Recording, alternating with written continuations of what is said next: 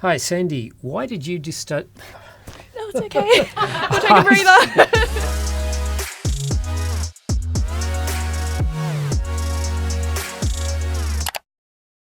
Hi, Sandy. Why did you decide to study international and global studies? Well, Professor Vickers, I decided to study international global studies because I was interested in the complex interconnections that make our world and what defines our world, and that is globalization. Who should study international global studies? Everybody, really. I think that everybody is a global citizen. So if you think about Australians now entering into the workforce, most of them actually will have to go overseas at some stage.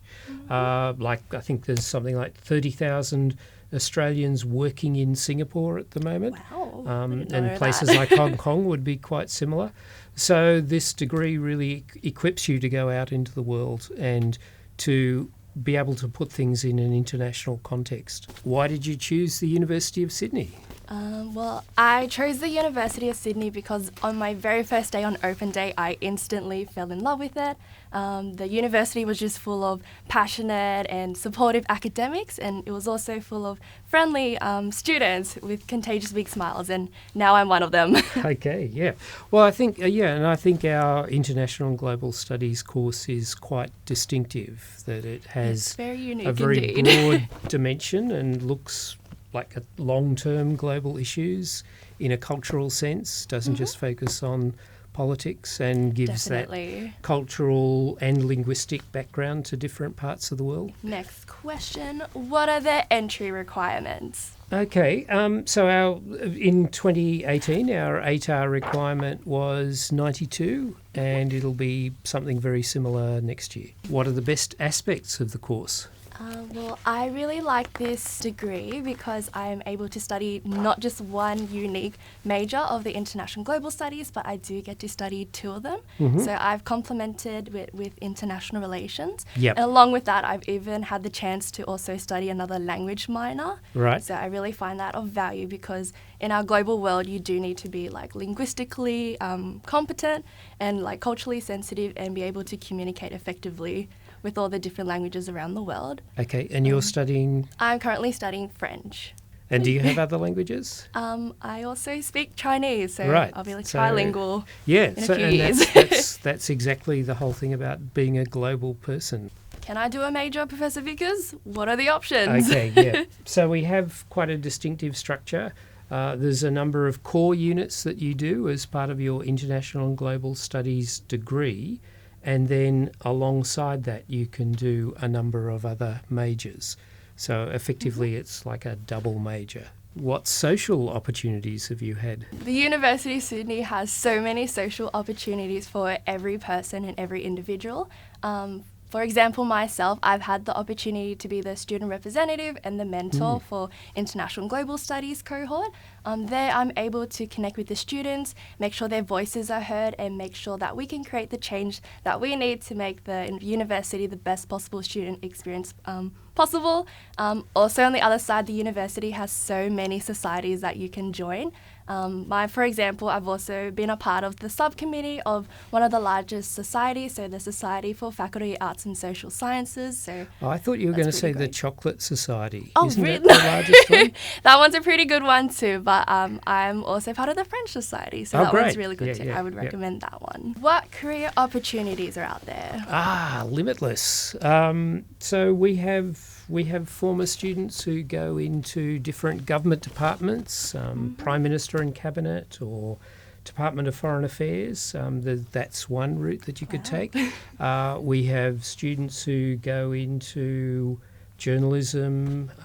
They go into, I guess, working in businesses that have some kind of global profile. Yeah, or with like an international scope. So Yeah. I'm looking to do like humanitarian work and maybe my ultimate dream to work in the UN, do you think that's possible? Okay. Yeah, we've had some students recently who've been part of UN internships, so it is possible to go that route. Does the university have any industry connections, Professor Vickers? Yeah, we actually have a lot of industry connections, and with our new degree structure, we're making more and more. So recently I've been part of negotiations with the National Australia Bank Wow. and organising student project placements with them. And similarly, in my school, the School of Languages and Cultures, we're also working with the State Library of New South Wales. So that's two different kinds of Wow, industries. definitely. But there's a whole range of different enterprises that the university already has long-standing connections based on research or based on other kinds of ways of working that we're trying to orient students to have really hands-on practical experience. Do you know anyone who lives on campus? I do. I have some friends who live in student accommodation, so they're actually overseas exchange. They're overseas students that come to Australia to complete their degree. I know they live in a very supportive environment. They make sure their independence is a key factor that they are thriving upon, so they are able to manage a work, study, and social balance life at the university.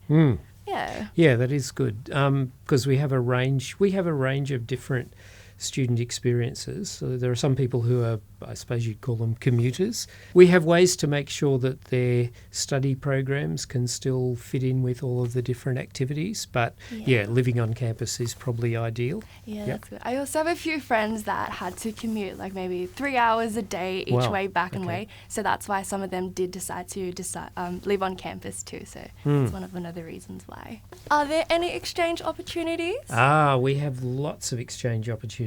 And within the Bachelor of International and Global Studies, we actually have a structured exchange of one semester. And we have all of these research partners and university partners throughout the world. And so you can spend a semester on a campus in Germany or France or China or Canada, wherever you want to go. And we have ways not only to make that easy for you to get into and you get full credit as part of your degree, and we also have scholarships to support that. Yeah, and that actually leads to my next question. Are there any scholarships available? Okay, so there's a range of different scholarships that the university offers. So we have particular funding for different study abroad and exchange programs, and so there's assistance in those programs. But then we also have scholarships for students coming in to fund their degrees. And I gather you're on a scholarship yourself. Yeah, I actually had the amazing opportunity to be supported by the university through the E12 scholarship. So people who have a socio-economic disadvantage that come into university. So that was very helpful with the transition from high school to university. So making sure it was a smooth process too. And then there's the general question about what do you like about living in Sydney? I guess Sydney offers the bustly sitting life, and it also has the beautiful nightlife that not all maybe cities in Australia can offer. We've got the beautiful Big Harbour Bridge, we've got beautiful food, the culture, always events on held by the council, so we can all definitely feel like one big happy family. Yeah, and I think the University of Sydney is really well located for access to the main part of the city and to the harbour and to all the other things. So, it's a great place to work. So definitely, it's a great place to study.